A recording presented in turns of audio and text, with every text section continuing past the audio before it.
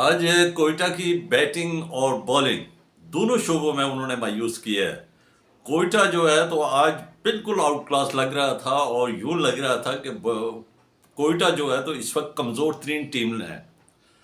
आज लाहौर कलंदर वाकई कलंदर साबित हुआ है और उसने साबित किया है कि वो 2 दफा चैंपियन ऐसे नहीं बनी है। वो वापस कम बैक करती है और खतरनाक कम बैक करती है।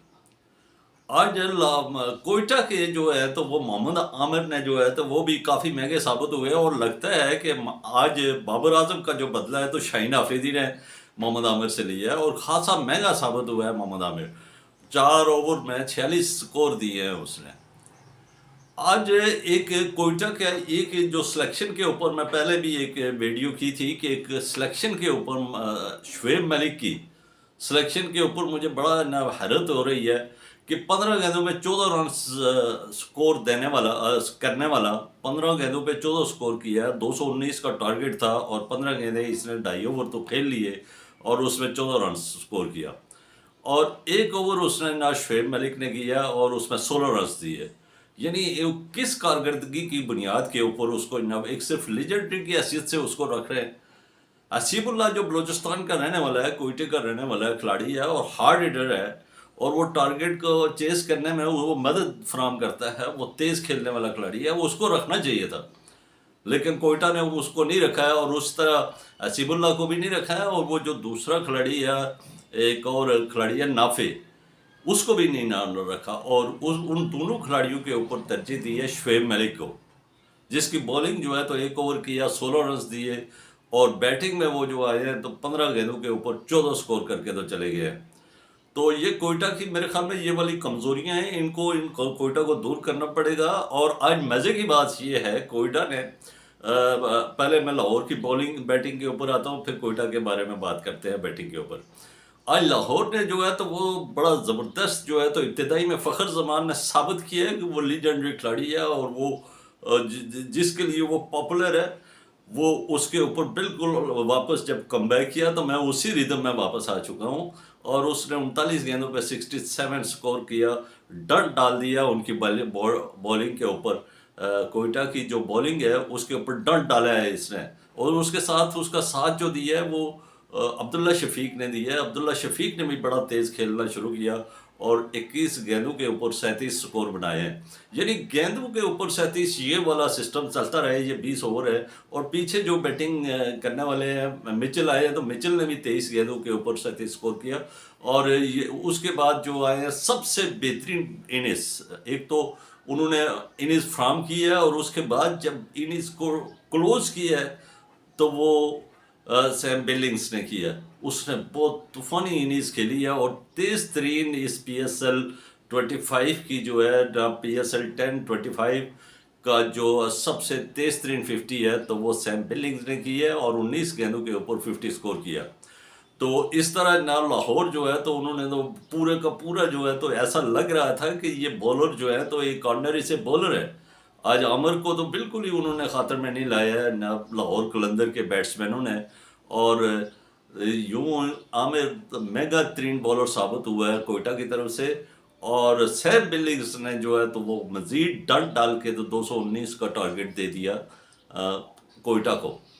कोयटा बिल्कुल आज ऑफ कलर लगी है और फिर उन्होंने जब बैटिंग का आगाज किया तो आज शाहीन आफरीदी ने लगता है कि वो उसने आमिर को बताया है कि बॉलर मैं हूँ, आज सुपेरियरली मैं हूँ ना। आज उसने ना बाबर आजम का मेरे ख्याल में बदला लिया और उसने पहले ही ओवर में ना 2 विकेटें कोयटा की ले ली हैं, जिसमें सऊद शकील और हसन नवाज।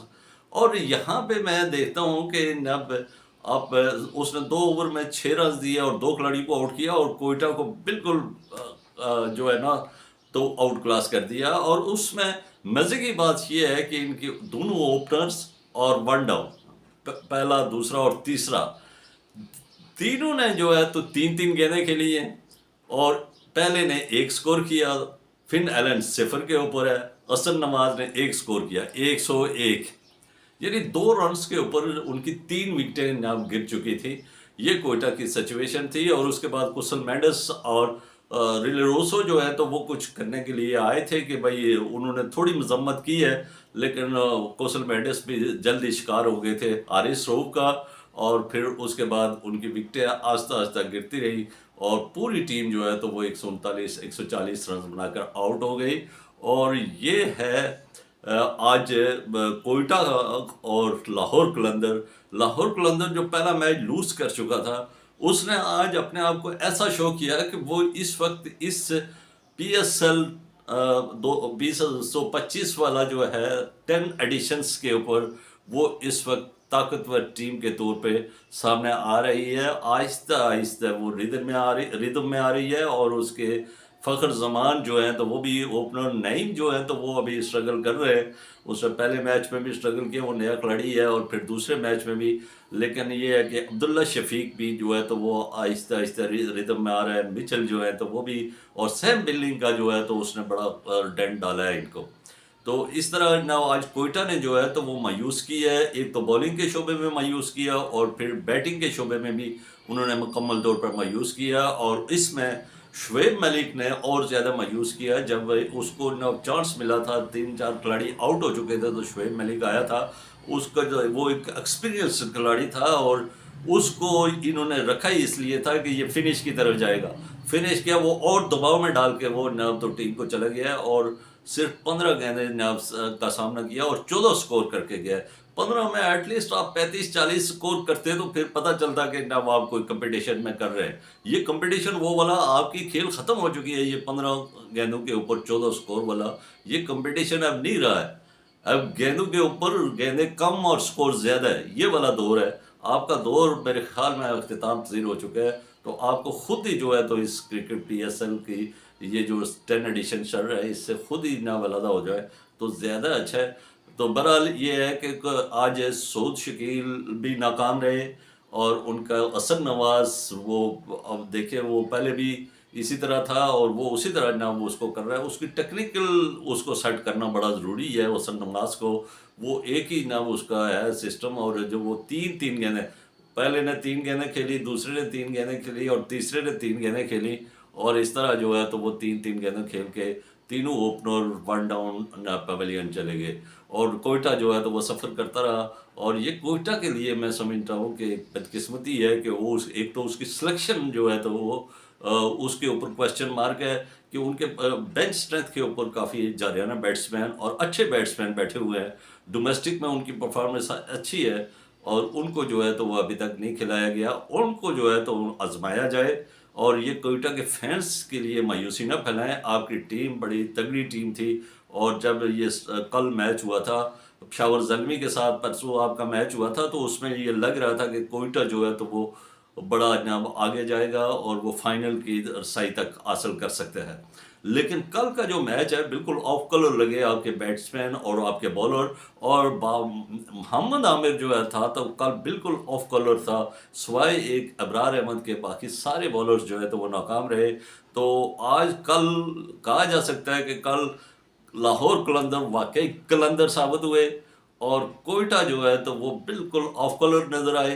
तो ऑफ कलर से इनको वापस बैकअप के लिए इनको एक तो नाफे असीबुल्ला इनको खिलाना पड़ेगा।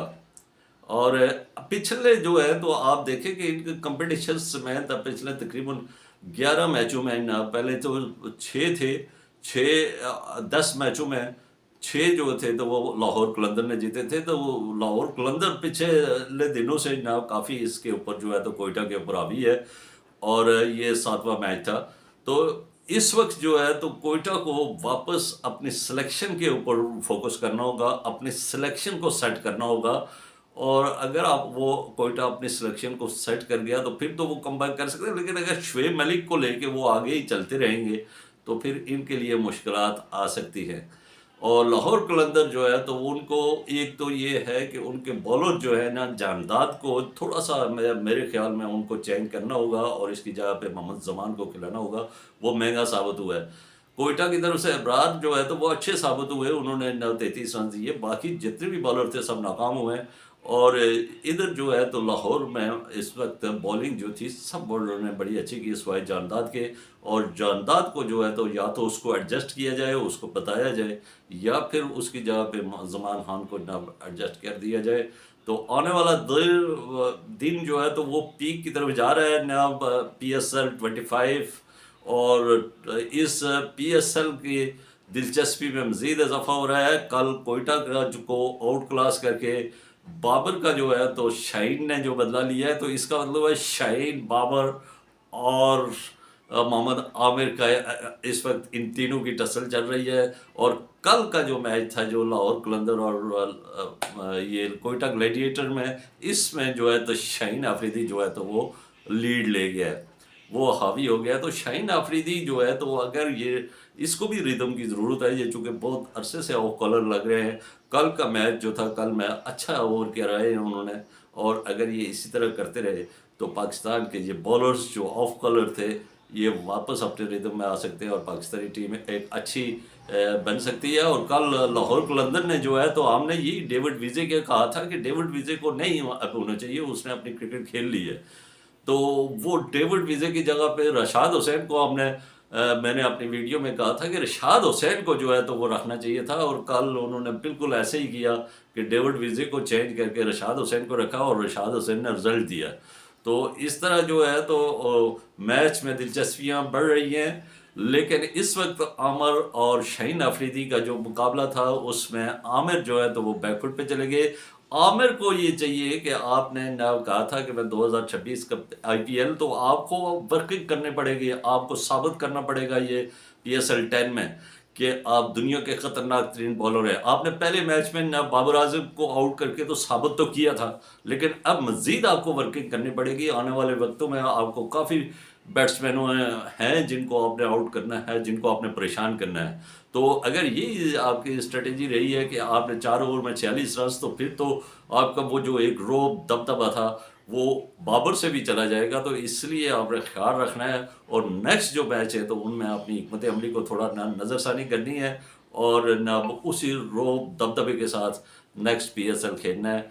तो दोनों टीमें जो है तो इसमें कोयटा ग्लैडिएटर को मैं रिकमेंड करूंगा कि अब एक सजेशन ही हम देते हैं इनको कि आप कोयटा के फैंस को जो है तो मायूस ना करें, और शुएब मलिक की जगह पे हसीबुल्ला को खिलाएं, वो कोयटा का ही रहने वाला है। और दूसरा जो था नाफे को जो है तो एडजस्ट करें, ताकि आपकी बैटिंग लाइन अप स्ट्रांग हो जाए। बॉलिंग तो आपकी है कल नाकाम हुई है, लेकिन बॉलिंग आपकी हो सकती है एडजस्टमेंट, और बैटिंग भी जो है तो आपकी स्ट्रांग है। लेकिन इसमें नाफे और हसीबुल्ला को कहीं एडजस्ट करें तो आपकी टीम और ज़्यादा मजबूत हो सकती है। लाहौर कलंदर जो है तो वो इसी रिदम के साथ सिर्फ एक जानदाद को ना चेंज करें, या नईम की जगह पे नईम को चलो अभी एक मौका दें, नया खिलाड़ी है, तो फिर आगे चल कर पता चल जाएगा कि ये परफॉर्म कर रहा है या नहीं कर रहा है, उसके बाद फिर इसको चेंज किया जाए। हुसन नवाज़ की कोयटा को टेक्निकल जो है तो वो सिस्टम को सेट करना होगा। वो हुसन नवाज़ अभी तक जो है तो वो उस तरह परफॉर्म टेक्निकली तौर पे नहीं कर रहा है। तो ये जो छोटी छोटी इनकी खूबियाँ और ख़ामियाँ हैं, तो इनको आपने खामियों के ऊपर तवज्जो देनी है और इन दोनों को दूर करना है, ताकि नेक्स्ट मैच में आप लाहौर कलंदर को कोयटा टफ टाइम दे और मोहम्मद आमिर साबित करे कि ना मैं फिर रिदम में आ गया हूँ और मैं लाहौर कलंदर को शिकस्त देने की सलाहियत रखता हूँ और मैं उनके ओपनर्स को परेशान करने की सलाहियत रखता हूँ। ये मोहम्मद आमिर जो है तो उसको करना चाहिए। और शाहीन आफरीदी को ये मज़ीद दबाव में लाने के लिए मोहम्मद आमिर को उनको और हिकमत अमली के ऊपर अब अपनी खामियों के ऊपर तवज्जो देनी होगी, और कोयटा ग्लैडिएटर को ना बताना होगा कि आप मज़ीद तैयारी भी करें, लेकिन हमारे सामने हम कलंदर हैं और कलंदर के सामने दुनिया की कोई टीम नहीं ठहर सकती। तो ये आज आने वाले दिनों में दिलचस्पी पड़ेगी, और देखते हैं कोयटा का और लाहौर का नेक्स्ट मैच कैसा होता है। उस वक्त तक के लिए अब तक के लिए इतना ही। मुझे दीजिए इजाज़त, खुश रहिए, आबाद रहिए और इस चैनल के साथ जुड़े रहिए। जुड़े रहने का मकसद ये है कि आप सब्सक्राइब करके तो वीडियो को देखें। अल्लाह हाफिज़।